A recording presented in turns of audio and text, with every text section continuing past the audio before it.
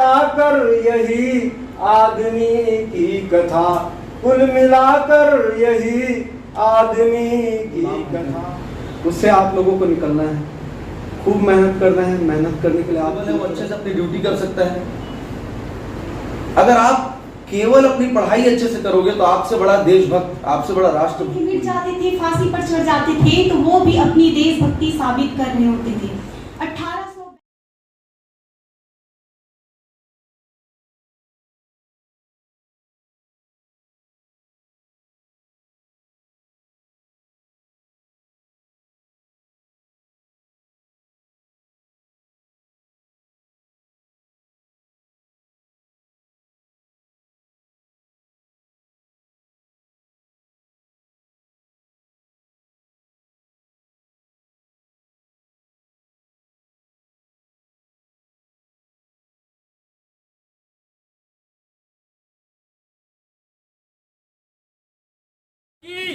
वंदे मातरम, वंदे मातरम। जय जवान, जय किसान, जय जवान, जय किसान, जय छत्तीसगढ़ मातारी, जय छत्तीसगढ़ मातारी, जय शिक्षा, जय शिक्षा।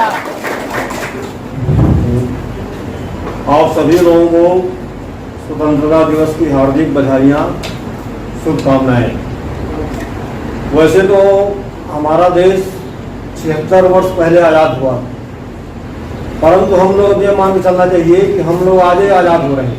इन चीज़ों से जो विकृतियाँ हैं, जो दुर्गुण हैं, आलस्यता है, अकर्मण्यता है, उनसे हम ये मान के चले कि हमको आज़ादी आज मिल रही है। और हम कई गुना जोश और नई उम्मीदों के साथ, नई उमंगों के साथ हम आगे बढ़ें और अपना लक्ष्य, अपनी मंजिल प्राप्त करें। ज़्यादा मैं नहीं बोलूँगा, बोलने के लिए हमारे युवा पीढ़ी के लोग बैठे हुए हैं, वो सब आप लोगों को बताएंगे बाकी कुछ। और मैं एक छोटी सी कविता सुनाना चाहता हूँ। हालांकि उस कविता का देश की आज़ादी से कोई संबंध नहीं है, परंतु कविता मुझे अच्छी लगती है और जीवन की वास्तविकता और सच्चाई उसमें है, तो समर्पित है कविता। आंसुओं को चुना कह कहों को बुना, आंसुओं को चुना कह कहों को बुना, वेदना के स्वयंवर रचाते रहे, वेदना के स्वयंवर रचाते रहे। दिल को बहला लिया, थोड़ा सहला लिया, चोट खाकर भी हम मुस्कुराते रहे, चोट खाकर भी हम मुस्कुराते रहे। नन्हे बालक सी थी याद की पंखुड़ी, छत पे जैसे पतंगे उड़ाती रही। गिर के टूटे न वो, हमसे रूठे न वो, हम उसे प्यार से थपथपाते रहे, हम उसे प्यार से थपथपाते रहे। जो भी अर्जित किया, जो भी पाया, जो भी अर्जित किया तुझको अर्पित किया, अपना अस्तित्व सारा समर्पित किया, अपना अस्तित्व सारा समर्पित किया। दुख गए देवता, दुख गए देवता, तू नहीं जानता, हम चिरागों में खुद को जलाते रहे, हम चिरागों में खुद को जलाते रहे। खोखली आस था बेवजह की व्यथा, खोखली आस था बेवजह की व्यथा, कुल मिलाकर यही आदमी की कथा, कुल मिलाकर यही आदमी की कथा। कुछ जले अध जले, कुछ जले अध जले, सब में थे जल जले, सारे नैतिक किले कब कपाते रहे। जय हिंद, जय भारत, जय छत्तीसगढ़ मातारी, जय शिक्षा।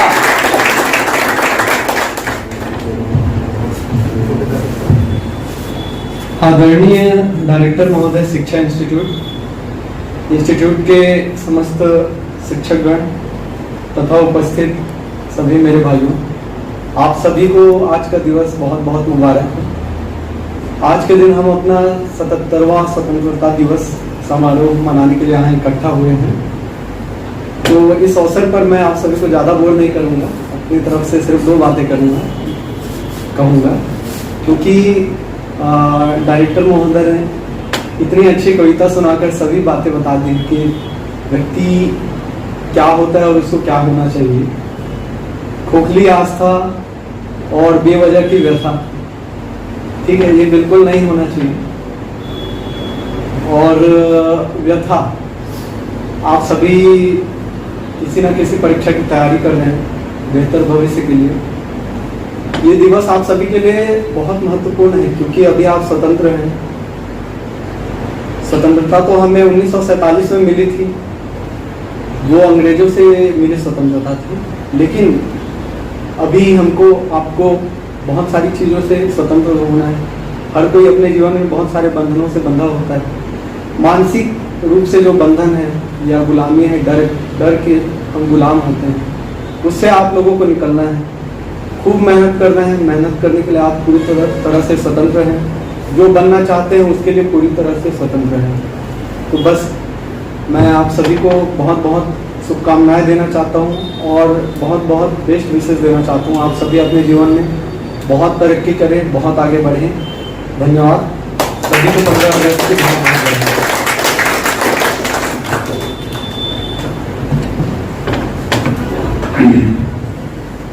आदरणीय अनिल घुर्वे सर वर्तमान में नारायणपुर जिले में पदस्थ हैं डीएसपी के पद पर, और हम सब अभी क्या है, न्यू कीड हैं। देश में युवा शक्ति का भरमार पड़ा हुआ है, लेकिन उस युवा शक्ति को चैनलाइज करके, उसको स्किल्ड करके, अगर सोचिए देश में 60 से 65 करोड़ युवा आबादी है, जो बहुत सारे देशों की आबादी ही नहीं है। अगर हमारी युवा शक्ति अपना काम अच्छे से करे, ज्यादा कुछ नहीं, सभी को बॉर्डर पे मरने की जरूरत नहीं है, लेकिन सभी पढ़ाई तो कर सकते हो। जो हमारा कांस्टेबल है वो अच्छे से अपनी ड्यूटी कर सकता है। अगर आप केवल अपनी पढ़ाई अच्छे से करोगे तो आपसे बड़ा देशभक्त, आपसे बड़ा राष्ट्रभक्त कोई नहीं है। उस भावना को याद रखिए जिस भावना से लोगों ने देश की आजादी की लड़ाई लड़ी, और आज आपको एक स्वतंत्र हवा में सांस लेने का मौका मिल रहा है। तो आप भी प्रयास कीजिए, आज एक संकल्प लें कि हम भी अपने देश की तरक्की में, प्रगति में कोई ना कोई योगदान दें। और आपकी प्रगति से बढ़ के आपके देश को कुछ नहीं चाहिए।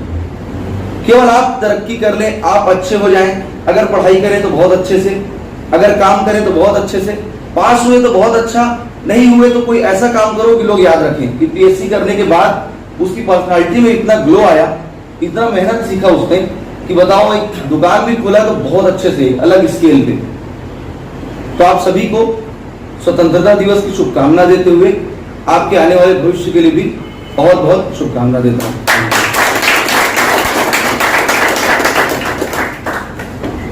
बहुत बहुत धन्यवाद विप्लव सर, इतना अच्छा मार्गदर्शन करने के लिए और इतनी अच्छी बातें बताई कि हमें जीवन में कैसे आगे बढ़ना है, उसके लिए एक बहुत ही सुंदर एक विचारधारा प्रस्तुत किए सर, उसके लिए बहुत बहुत धन्यवाद। अपनी जान के दुश्मन को अपनी जान कहते हैं और मोहब्बत की इसी मिट्टी को हिंदुस्तान कहते हैं। जो दुनिया में सुनाई दे उसे कहते हैं खामोशी, और जो आंखों में दिखाई दे उसे तूफान कहते हैं। और हम अपनी जान के दुश्मन को अपनी जान कहते हैं। ये जो दीवारों का सुराग है ना साहब, अमेरिका, चीन, पाकिस्तान, सभी साजिशों का भंडार है इसे, लेकिन इसे हम तो अपने घर का रोशनदान कहते हैं, रोशनदान कहते हैं। परम आदरणीय शिक्षकगण, अतिथि महोदय, प्रशासनिक अधिकारी एवं यहाँ उपस्थित जितने भी गणमान्य व्यक्ति हैं, आप सभी को स्वतंत्रता दिवस की बहुत बहुत शुभकामनाएं। मैं उमा कश्यप देश प्रेम और स्वतंत्रता दिवस के इस शुभ अवसर पर अपने कुछ विचार आप सभी के समक्ष साझा करना चाहती हूँ। इससे पहले महोदय, आप सभी लोगों से मेरा एक प्रश्न है। आजादी, कोई मुझे आजादी का असली मतलब बता सकता है सर? आजादी का असली मतलब मतलब तो मैं भी अच्छे से नहीं एक्सप्लेन कर सकती, बट मैंने छोटी सी कोशिश की है कि आजादी का असली मतलब सिर्फ वही व्यक्ति बता सकता है जिसने कभी गुलामी की हो। लेकिन हम तो इतने सौभाग्यशाली हैं कि हमने एक स्वतंत्र भारत में जन्म लिया। यूं तो आजादी की लौ 1857 की क्रांति से जल चुकी थी, जो कि वर्षाल बनकर 1947 में हमारे भारत को आजाद कराई। प्राचीन, मध्यकालीन और वर्तमान भारतों के उदाहरणों से यही स्पष्ट करना चाहूंगी कि जब हम फिरंगियों के फेरे में फंस चुके थे तो रंग दे बसंती चोला के एक एक नारों पर टोले के टोले उमड़ आते थे। वंदे मातरम के नारों से खून में आने वाला 5 डिग्री का तूफान उस अंग्रेजी शासनों की जड़ों में तूफान ला देता था। लोग मर जाते थे, मिट जाते थे, फांसी पर चढ़ जाते थे, तो वो भी अपनी देशभक्ति साबित कर रहे होते थे। 1862, 65 और 71 के युद्धों में अपना सुहाग गवा देने वाली औरत जब घर के हालात ये हो जाया करते थे कि प्यार भी भरपूर गया, मांग का सिंदूर गया, नन्हे नन्हालों की लंगोटियां चली गई, छोटी छोटी बेटियों की चोटियां चली गई, बाप की कमाई गई, बेटा की पढ़ाई गई, कैसा विस्फोट हुआ कि पूरी जिस्म की ही कई बोटियां चली गई। और आपके लिए तो एक आदमी मरा है साहब, लेकिन मेरे घर की तो पूरी रोटियां चली गई, पूरी रोटियां। पैदा हो जाने के बावजूद एक माँ अपने जवान बेटे को दुश्मनों की धज्जियां उड़ाने के लिए सरहद पर भेजा करती है और खत लिखा कर भेजा करती है कि अम्मा ने खत लिखा है बड़े प्यार से, कि अम्मा ने खत लिखा है बड़े प्यार से कि पुत्र मेरे ना घबरा जाना, एक इंच भी पीछे ना हटना, चाहे इंच इंच कट जाना, चाहे इंच इंच कट जाना। इस तरह से पूरा परिवार फिर भी देश बलिदान मांगता है, मर जाने को, मिट जाने को, फांसी पर चढ़ जाने को कहता है। लेकिन मेरे विचारों में यदि कोई व्यक्ति पूरी मेहनत, पूरी ईमानदारी, पूरी लगन के साथ अपना काम करे ना, तो वही असली देशभक्ति है। मैं नहीं मानती कि फेसबुक, इंस्टाग्राम, व्हाट्सएप की डीपी को तिरंगे से रंगना ही देशभक्ति है और आप कहेंगे कि साल में 2 बार तिरंगा लेना ही देशभक्ति है। तो मैं पूछना चाहूंगी कि फुटपाथ पर रहने वाला वो बच्चा ट्रैफिक की छांव में नंगे पांव में जब तिरंगा बेच रहा होता है, तो क्या उसे आप उसकी देशभक्ति कहेंगे? तो मैं बताना चाहूंगी कि ये उसकी देश की भक्ति नहीं है, बल्कि पेट की भूख की शक्ति है जो उसे ऐसा करने के लिए मजबूर करती है। अपने परिवार, अपने समाज, अपने देश के लिए समर्पण का भाव है देशभक्ति और आने वाले हर उस देशद्रोही के जीवन में तूफान है देशभक्ति, ताकि हर देशद्रोही ये समझ सके कि अगर तू परिंदा है तो ये आसमान भी तेरी है, अगर तू दरिंदा है तो ये शमशान भी तेरी है, अगर रहना है भाईचारे से तो इस जमीन पर रह, वरना कब्र भी तेरी है और ये कब्रिस्तान भी तेरा है।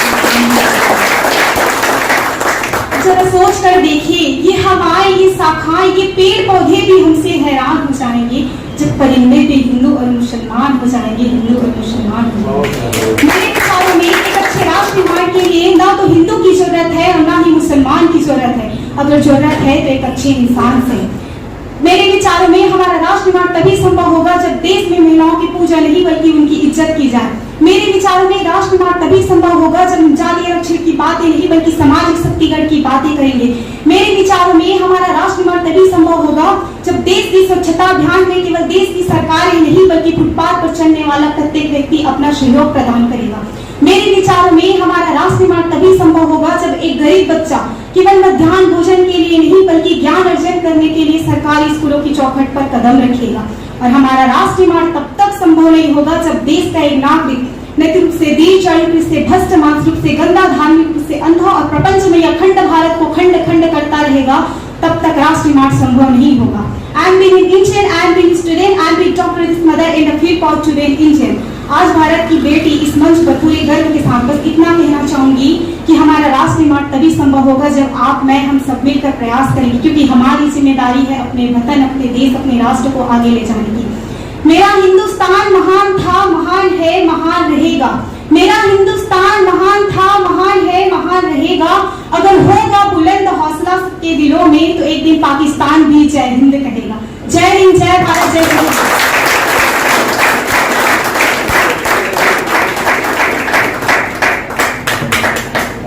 बहुत ही शानदार, जानदार, यशस्वीपूर्ण भाषण या जो भी कहें, लेकिन बहुत अच्छा था।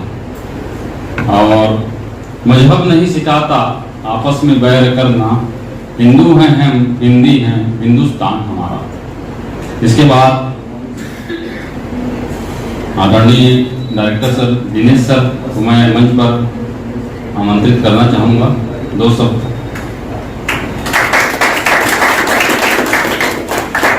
सबसे पहले यहाँ पर उपस्थित मेरे आदरणीय चाचा जी एवं मेरे सहयोगी दोस्त और आप सभी को मेरा प्रणाम।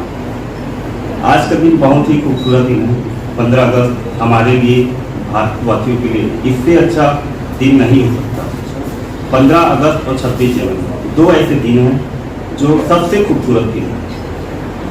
एक अच्छे नागरिक होने के नाते हमको कुछ छोटी छोटी जानकारियाँ पता होनी चाहिए। जैसे कि आज 15 अगस्त को हम लोग ध्वजारोहण दिवस के नाम से भी जानते हैं। अब ध्वजारोहण क्या है? ध्वजारोहण यानी कि हम जिस तिरंगे को फहराते हैं वह नीचे से ऊपर की ओर रस्सी के द्वारा खींचा जाता है, तब हम उसको ध्वजारोहण करते हैं। जबकि यही 26 जनवरी को हम करते हैं, यही काम 26 जनवरी को भी करते हैं, लेकिन उस दिन ध्वजारोहण नहीं करते हैं। उस दिन ध्वजा फहराते हैं जो कि सिर पे लगे रहता है और हम उसे रस्सी से खींचते हैं और फूलों की वर्षा होती है। ये तो कॉमन मतलब एकदम जनरल नॉलेज की चीज़ है, पर हमको नहीं पता रहता है। आप में से किसी को भी नहीं पता होगा, शायद 2-4 लोगों को पता होगा तो होगा। और दूसरा ये 15 अगस्त को हमारे माननीय प्रधानमंत्री जी के द्वारा लाल किले पे तिरंगा झंडा फहराया नहीं जाता, ध्वजारोहण किया जाता है। ठीक है, इसलिए आज का दिन ध्वजारोहण कहलाता है। और 26 जनवरी को राष्ट्रपति के द्वारा राजपथ पे, लाल किले पे नहीं, राजपथ पे क्या किया जाता है? झंडा फहराया जाता है। ये सब छोटी छोटी चीजें एक अच्छे नागरिक होने के नाते हम 15 अगस्त तो बना रहे हैं। हमको पता है कि 15 अगस्त देश आजाद हुआ, 15 अगस्त है, जय भारत माता, लेकिन छोटी छोटी चीजें हम नहीं जानते। जो अच्छे नागरिक होने के नाते हमको जानना ही होंगे कामयाब, हम होंगे कामयाब, हम होंगे कामयाब एक दिन। हो मन में है विश्वास, पूरा है विश्वास, हम होंगे कामयाब एक दिन। हम चलेंगे साथ साथ लेके हाथों में हाथ, हम चलेंगे साथ साथ एक दिन। हो मन में है विश्वास, पूरा है विश्वास, हम होंगे कामयाब एक दिन। होगी शांति चारों ओर, होगी शांति चारों ओर, होगी शांति चारों ओर एक दिन। हो मन में है विश्वास, पूरा है विश्वास, हम होंगे कामयाब एक दिन। हमारे पिता समतुल्य डायरेक्टर सर, अतिथिगण और हमारे शिक्षकगण और मेरे प्यारे सभी छात्रगण को स्वतंत्रता दिवस की हार्दिक शुभकामनाएं। ठीक है, बोल टोन में थोड़ा क्लास का फीलिंग आ जाता है। ठीक, तो आप सभी क्या, जितने भी लोग भारत देश में निवास करते हैं उनको ये पता है कि हम आजाद हुए 1947 को 15 अगस्त को। हम कभी गुलाम थे, ये बातें सभी को पता है। लेकिन हम गुलाम क्यों थे, इसके पीछे का कारण जानने की कभी कोशिश की आप लोगों ने? किसी ने नहीं किया होगा। जो इतिहास पढ़ते हैं, जो आप पढ़ रहे होंगे, नेशनल मूवमेंट वगैरह सारा कुछ आप लोगों ने पढ़ा होगा। हम 1757 से लेकर 1947 तक का इतिहास जानते हैं, नेशनल मूवमेंट पढ़ते हैं। लेकिन उससे पहले का इतिहास आप लोगों ने जानने की कोशिश की कि गुलामी जो आप लोगों को मिली, जो हमारे पूर्वजों को मिली, उसका मूल कारण क्या था, जड़ क्या थी। यदि आप उस चीज को समझोगे, इतिहास केवल पढ़ने और जानने की चीज नहीं है, इतिहास हमें सीखने के लिए होता है। इतिहास से सीख लेकर आप अपने जीवन में बहुत कुछ कर सकते हैं। यदि आप अपने इतिहास को केवल जानते हो लेकिन आप उस इतिहास से आप कुछ सीख नहीं पाते हो, तो आपके जीवन जीने का कोई अर्थ नहीं है। इतिहास में जो घटनाएं घटी हैं, जिन लोगों ने अपना बलिदान दिया, आपके जीवन का एक एक पल उन सभी बलिदानियों के, जिन्होंने आपको आजादी दिलाने के लिए जो लड़ाई लड़ी, आपका एक एक क्षण, एक एक पल उसके लिए ऋणी है ना। तो जब भी जियो, ये 2 दिन नहीं कि 26 जनवरी 15 अगस्त हम मना लिए, झंडा फहरा लिए, सेव बूंदी खाए और निकल लिए। कोई मतलब नहीं है ना। एक एक पल उनको याद करो जिन्होंने आप लोगों के लिए, कि हमारे आने वाली पीढ़ी एक बेहतर खुले हवा में सांस ले सके, जंजीरें ना हो, बहुत कुछ किया है ना। और हम लोग क्या कर रहे हैं? अपना जीवन जी रहे हैं, घूम रहे हैं, फिर रहे हैं, पढ़ रहे हैं, ठीक है। कभी याद करने के लिए केवल 2 दिन है क्या? आपका एक एक पल जब आप घूम रहे हो, जब आप पढ़ रहे हो, वो उनकी देन है।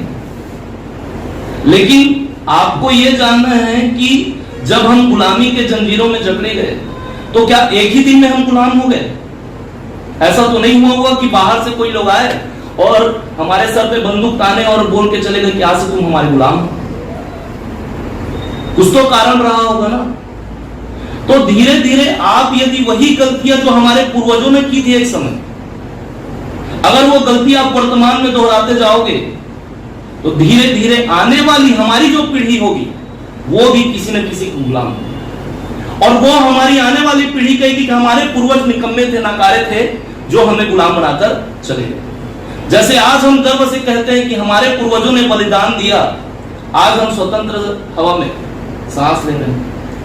तो यदि आप चाहते हो कि आपकी आने वाली पीढ़ी फिर से गुलाम ना हो, तो आपको अपने इतिहास से सीखना होगा ना कि जो गलतियां हमारे पूर्वजों ने दोहराई हम वो ना दोहराए, और हमारे आने वाली पीढ़ी हम पर ब्लेम न कर सके कि हमारे पूर्वजों ने हमारे लिए कुछ नहीं किया। तो सभी से निवेदन है कि आप अपने इतिहास से कुछ सीखें। इतिहास केवल किताबों में सिमट के रह गई है ना। आज की पीढ़ी क्या कर रही है कि इतिहास को केवल किताबों में, हाँ बस वहीं तक है, उसके अलावा इतिहास कोई नहीं जानता। तो आजादी का मतलब केवल शारीरिक आजादी नहीं है। हमारे पूर्वजों ने हमको शारीरिक आजादी दिला दी, लेकिन मानसिक आजादी वो आपको लेनी है। यदि आप मानसिक रूप से गुलाम हैं तो यकीन मानिए आपको फिर से शारीरिक रूप से गुलाम होने से कोई नहीं बचा सकता। तो ज्यादा कुछ नहीं कहूंगा, अपने इतिहास को खंगालिए और अपने इतिहास को जानिए। जो व्यक्ति अपना इतिहास और अपने देश का भूगोल नहीं जानता उसको इस धरती पर रहने का अधिकार नहीं है ना, ऐसा मेरा मानना है। ठीक है, धन्यवाद।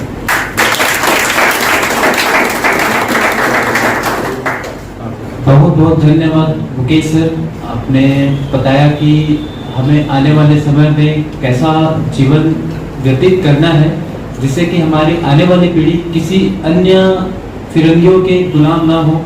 इसके लिए आपने बताया, उसके लिए बहुत मैं आप लोगों के बीच छोटा सा राजगीत प्रस्तुत करना चाहती हूँ। महानदी है अपार इंद्रावती पखारे तोर पैया, माहू पावे परौ तोरे मैया। जय हो छत्तीसगढ़ मैया। सो है बिंदिया सही घाट डोंगरी पहाड़, सो है बिंदिया सही घाट डोंगरी पहाड़। चंदा सूरज माँ बने तोरे नैना। जय हो छत्तीसगढ़ मैया। छत्तीसगढ़ महातारी की जय। सबको हैप्पी स्वतंत्रता दिवस। सबसे पहले तो मैं यही बोलना चाहूंगी, मेरा नाम कोमल पांडे है, सब जानते ही होंगे। मैं छोटा सा गाना गाऊंगी, छोटा, अगर बिगड़े तो गाली मत देना।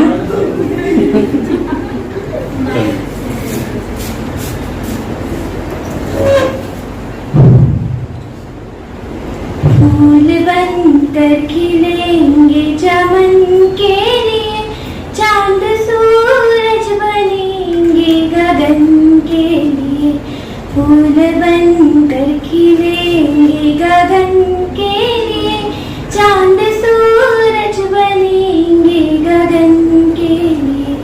हम वतन के लिए हंस के मर जाएंगे,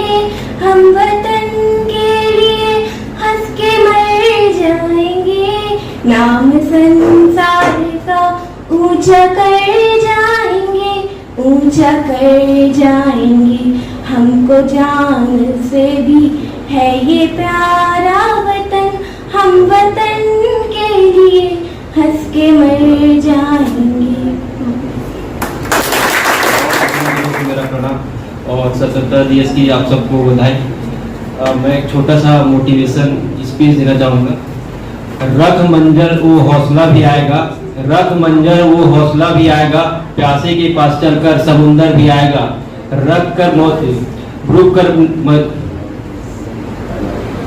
थक कर न बैठ मंजिल के मुसाफिर, मंजिल भी मिलेगी और मिलने का मजा भी आएगा। धन्यवाद।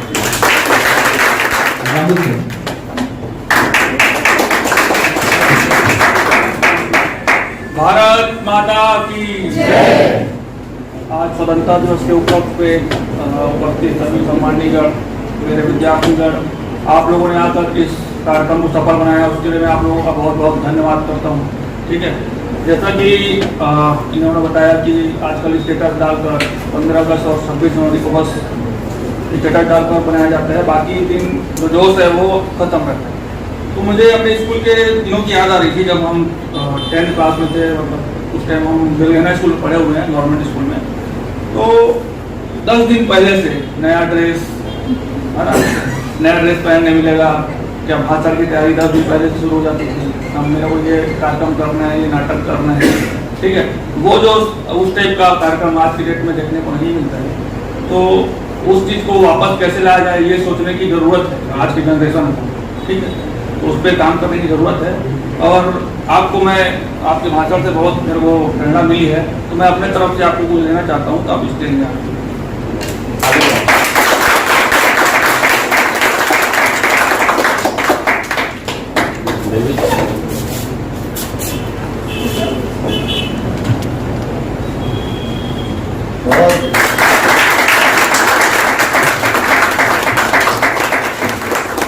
मेरा नाम अनुप्रीति श्रीवास्तव है। तो अभी देशभक्ति वाली कविता तो मेरे पास है नहीं, तो मैं अपनी एक छोटी सी कविता बोलना चाहूँगी, जिसका नाम है मेरी बेड़ियाँ।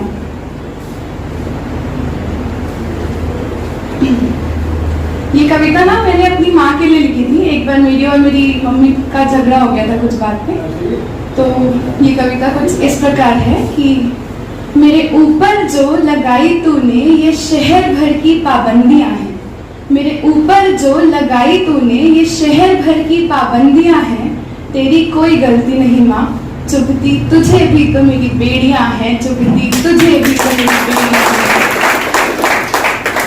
मेरे किवाड़ों को बंद कर, किवाड़ यानी कि दरवाजा, मेरे किवाड़ों को बंद कर आंखें तेरी भी तो नम है, मेरे किवाड़ों को बंद कर आंखें तेरी भी तो नम है। खैर मैं समझती हूँ तेरा डर माँ, मैं समझती हूँ तेरा डर माँ, इन अखबारों ने दी वजह भी तो तुझे कहाँ कम है, दी वजह भी तो तुझे कहाँ कम है। 9, हमेशा हमारी माएँ हमको बोलती कि बेटा 9 बजे के बाद बाहर मत रहना, तो 9 के बाद बाहर मत निकलना बेटा, ये रातें तेरे लिए नर्क हैं, तेरी बातों को झुठला दूं, ऐसा कहाँ कोई मेरे पास तर्क है, ऐसा कहाँ कोई मेरे पास तर्क है। चल मान कर तेरी बातें सारी, चल मान कर तेरी बातें सारी, पहन ली मैंने वक्त की जंजीरें, चल मान कर तेरी बातें सारी, पहन ली मैंने वक्त की जंजीरें। जब उड़ने का दिल करता मैं देख लेती मोमबत्ती के सामने की वो तस्वीरें, मोमबत्ती के सामने की वो तस्वीरें।